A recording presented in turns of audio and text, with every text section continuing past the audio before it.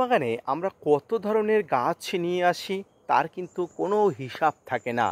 বিভিন্ন ধরনের গাছের মধ্যে গুরুত্বপূর্ণ গাছ যেমন আঙুর, আপেল, বিভিন্ন ধরনের ফলের গাছ, সেরকমই একটি অত্যন্ত গুরুত্বপূর্ণ ফলের গাছ হলো নাশপাতি।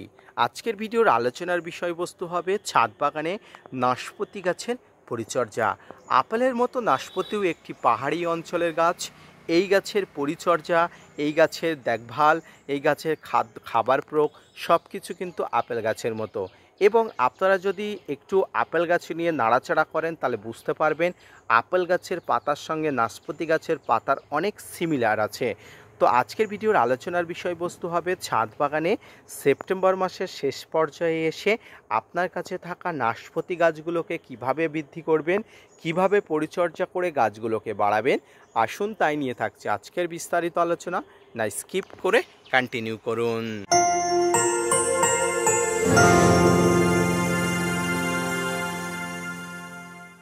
সম্মানিত দর্শক এবং শ্রোতা বন্ধুগণ, দেশ এবং দেশের বাইরে থেকে যেখান থেকে আজকে আমার ভিডিওটি কন্টিনিউ করেছেন, প্রত্যেককে নমস্কার, সালাম, আদাব জানিয়ে আজকের ছোট্ট উপস্থাপনাটি শুরু করছি। নাশপাতি একটি পাহাড়ি অঞ্চলের ফল। আমরা প্রত্যেকে নাশপাতি খেতে ভালোবাসি, তবে বর্তমানে পাহাড়ি অঞ্চলের ফল বলে কোনো কথাই নেই। আমাদের ছাদ বাগানে আপেল, আঙুর যখন ফলছে, নাশপাতিও ফলাতে আমরা অবশ্যই পারবো। সেই চ্যালেঞ্জের মুখ থেকে আমরা দাঁড়িয়ে আমরা নাশপাতি গাছ নিয়ে আসি। তবে মনে রাখবেন, যখনই নাশপাতি গাছ নিয়ে আসবেন কোনো ট্রাস্টেড নার্সারি থেকে ভালো গ্রাফটিং চারা কিন্তু আপনারা নিয়ে আসবেন, তাহলে কিন্তু সফল হওয়ার সম্ভাবনা কিন্তু 100% হয়ে থাকে।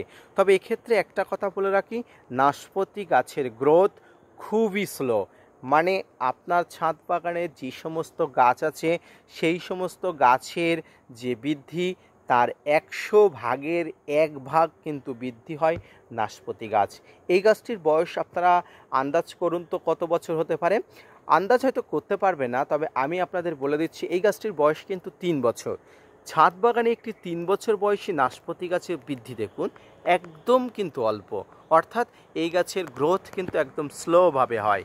আপনারা পরিচর্যা করবেন, সঠিক সময়ে গাছ বড় হয়ে নাশপাতি আপনার দেবেই বা দিতে বাধ্য হবে। তো আসুন কী পরিচর্যা করবেন গাছের গোড়া থেকে, অর্থাৎ গাছের টপ টু বটম আপনাকে একটু দেখিয়ে দিই। প্রথমেই বলবো, আপেল গাছের মতো নাশপাতি গাছেরও মাটি তৈরি করতে পারলে কিন্তু ভালো হয়। তবে যারা তৈরি করতে পারেননি কোনো ধরনের অসুবিধা নেই। আপনারা সাধারণত যে মাটি তৈরি করেছেন সেই মাটির সঙ্গে কিছু নুড়ি, বালি, পাথর একটু মিশিয়ে দিলে, বিশেষ করে বিল্ডিং কনস্ট্রাকশনের নুড়ি মিশিয়ে দিলে কিন্তু ভালো হয়। এবং সবসময় কিন্তু গাছের গোড়াটা একটু পরিষ্কার পরিচ্ছন্ন রাখবেন।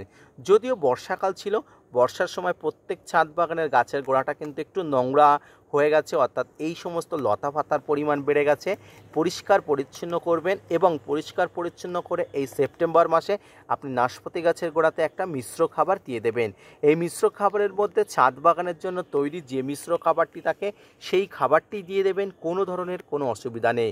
এই খাবারের মধ্যে থাকবে নিমখোল, শিংকুচি, হাড়গুঁড়ো, ভার্মিকম্পোস্ট, সর্ষের খোল, বাদাম খোল, এসওপি, ফাঙ্গিসাইড, বিভিন্ন ধরনের মাইক্রোনিউট্রিয়েন্ট বা অনুখাদ্য এর মধ্যে থাকবে। এই খাবারটি অবশ্যই গাছের উচ্চতা, টবের আয়তন অনুযায়ী এবং মাটির পরিমাণ অনুযায়ী দিয়ে দেবেন। মনে রাখবেন, আপনি খাবার দেওয়ার পরিমাণ যখন বাড়াবেন গাছ যখন তত বৃদ্ধি হবে। আপনি যখন পরিমাণ মতো খাবার দেবেন গাছ তখন পরিমাণ মতো খাবার পাবে। আপনি যখন একটু বেশি খাবার দেবেন গাছ তখন বেশি খাবার পাবে। তবে অতিরিক্ত পরিমাণ খাবার দেবেন না, আপনি একটু বেশি খাবার দেবেন, তবে সেই খাবারটি যেন সম্পূর্ণ জৈব হয়, রাসায়নিক খাবারের পরিমাণ অনেক কম হয়।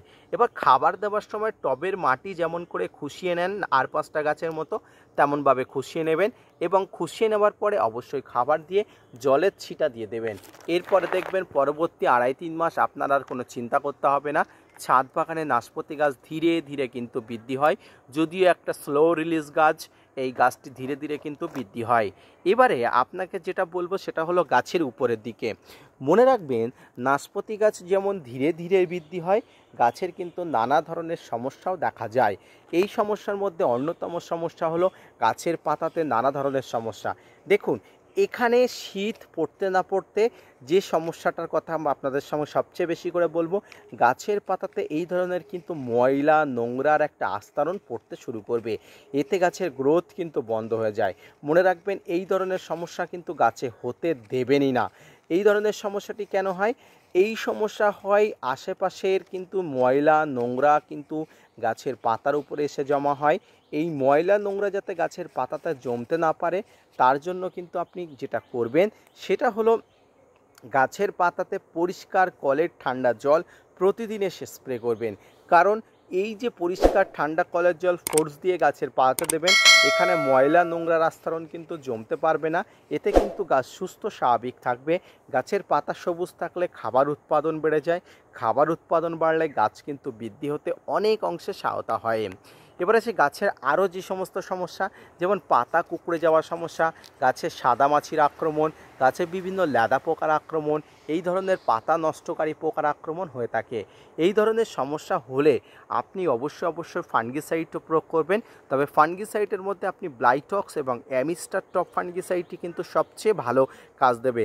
বিশেষ করে গাছের এই যে কচি পাতা আসলে, সবেমাত্র কচি পাতা আসলে এখানে কিন্তু প্রচুর পরিমাণ কিন্তু সাদামাছি, ল্যাদা পোকা এই ধরনের পোকার আক্রমণ ঘটে। তাই এই ধরনের পোকার আক্রমণকে দ্রবীত করার জন্য কচি পাতা আসা মাত্রই আপনাকে অবশ্যই এই যে কীটনাশক বা ফাঙ্গিসাইডের ব্যবহার করতে হবে। ব্লাইটক্স এবং অ্যামিস্টার টপ এই ফাঙ্গিসাইডগুলো যেমন প্রয়োগ করবেন, সঙ্গে ইমিডাক্লোপিড গ্রুপের কীটনাশকও আপনাকে প্রয়োগ করতে হবে। প্রতি লিটার জলে 1.5 গ্রাম ইমিডাক্লোপিড গ্রুপের কীটনাশক, সাইপারমেথ্রিন গ্রুপের কীটনাশক, যে কোনো মাত্রার একটা কীটনাশক নিয়ে সঙ্গে কিন্তু অ্যামিস্টার টপ ফাঙ্গিসাইড কিন্তু মিশিয়ে নিতে পারেন। তবে আমি বলবো এই অ্যামিস্টার টপ বা এই যে ব্লাইটক্স ফাঙ্গিসাইডের কথা আমি মেনশন করলাম, এগুলো আপনি আলাদাভাবে স্প্রে করবেন, কীটপতঙ্গ নাশকের সঙ্গে দেবেন না। কারণ কীটপতঙ্গ নাশকের একটা আলাদা কাজ আছে, এর একটা আলাদা কাজ আছে।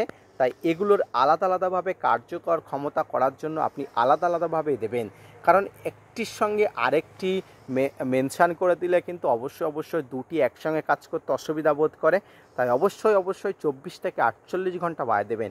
এই যে পাতাটা দেখুন, এই পাতার যদি আপনি পিছন দিকে দেখুন, যেটা আমি বলছিলাম, দেখুন প্রচণ্ড পরিমাণ সাদামাছির আক্রমণ হয়েছে। এই আক্রমণকে যদি আপনি দূর না করতে পারেন, গাছ কিন্তু বৃদ্ধি হবে না। ম্যাপ পোকার আক্রমণ দেখুন কত মারাত্মকভাবে ম্যাপ পোকার আক্রমণ হয়েছে, গাছের পাতাটা কিন্তু একদম শেষ করে দেওয়ার মতো অবস্থা করে দেবে। তাই সাবধানতা অবলম্বন করবেন ছাদ বাগানে গাছের পাতাতে, যাতে কোনো রকমভাবে এই ধরনের সমস্যা না হয়। আপনাকে অবশ্যই কিন্তু দেখে নিতে হবে। এবারে বলি গাছে ফুল বা ফল আসে কখন। প্রত্যেকটি গাছ ম্যাচিউরিটি পেলে 2 বছর বয়সী হলে ফুল ফল আসে।